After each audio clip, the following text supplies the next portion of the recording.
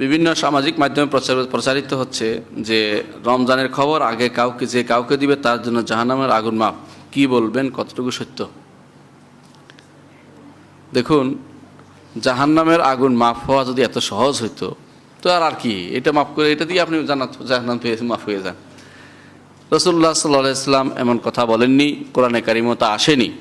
এগুলি যখনই দেখবেন ওদেরকে আল্লাহর ভয় দেখাবেন, তা বলে আল্লাহর কাছে, আল্লাহ এগুলি প্রত্যেকটি কথার জন্য তোমাকে জবাবদিহি করতে হবে।